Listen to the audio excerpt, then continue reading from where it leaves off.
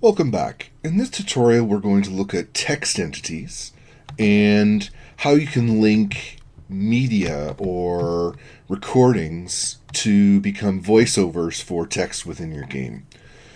Now, you can see we're back to our Touch the Darkness story here in Story Info. I want to show you that I have now uploaded a media file, Raven intro, and I've categorized it as a voiceover. And in fact, I do a little here. So it's the introduction to the Raven here. So I'm going to replace the introduction, Stacy's introduction, and I'm going to use this voiceover, and we're going to also add some other text entities just to sort of show how that all works. So I've entered into the text entities editor here, and you'll recall that this was the introduction for Stacy's introduction. So you are unable to escape. So we're going to change that now. We're going to select the first little bit of our famous quote from Poe. Love that poem.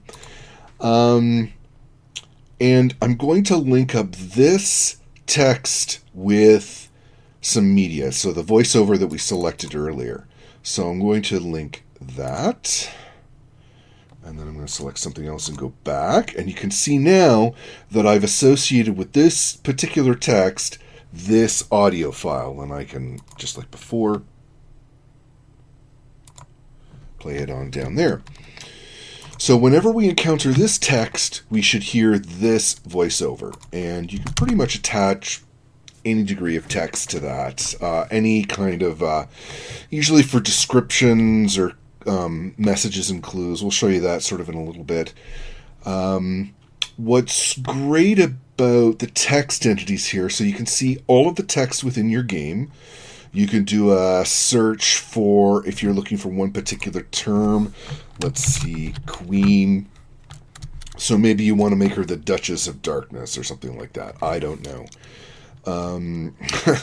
So, all right, so let's go back to this. I'm going to add in a little bit of extra text here. You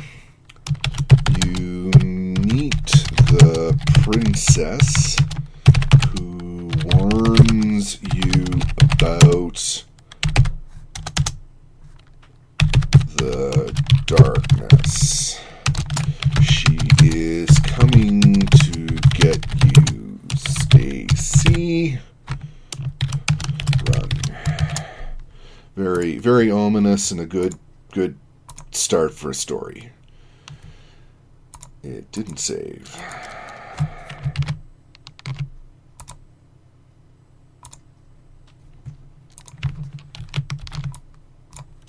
All right. Let's try that again.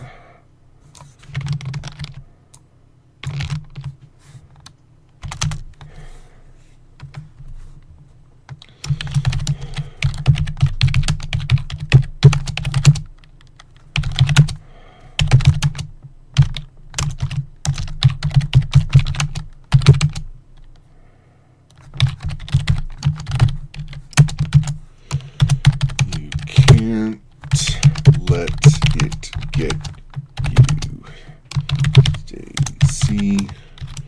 Run. Let's save that. Okay. So what's great is you can see the last changed. So I can filter down to see sort of what's changed today. All of this stuff has been entered in today, though, so it's not going to really show me anything. And you can see some of what the text is used for. Location names, descriptions. It might look a little funny, but we'll get some better text in there to sort of display how that works. So, what I want to do with a text entity is link up this word with the the entity of princess, so that you'll see whenever you hover over that text, it will give you the information about the princess. And the same with the darkness here as well. So for this introduction text, I'm going to select princess and move it over, and darkness and move it over. And you can see that these are characters in your world. There's also the locations. Pretty much these are all the different things that you can link up as text within your game. So I'm going to select princess over here, and then I'm going to select the entity princess here, and then I'm going to use the selected text. So now you can see that this text here is associated with that entity, the princess. And in actual fact, when you see this introduction in the game, this will be red, meaning it's a character, person. And if you hover over it, you'll get the little bio on the princess. You'll see her picture as well. So let's do the same for the darkness. I'm going to select darkness here. I'm going to select the text, and I use the selected text, and there we go. So now we've got the darkness selected. It links up there, so you'll see that evil angel demon thing, whatever the picture that was.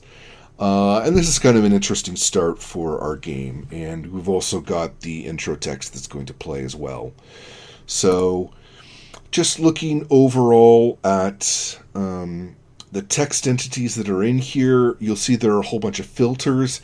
Anything that has a checkmark in entity means that it has some text entities placed within that text. So that can help you narrow it down.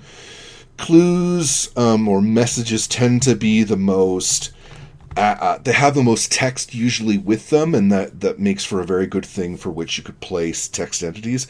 We'll get into clues in another tutorial, and also what the always show and no notebook means in particular to clues. So let's go in the game and see what our new introduction looks like and the new sound file. And here we are back in Story Worlds, and I'm going to select Stacy Book to play as, and we should see our new introduction.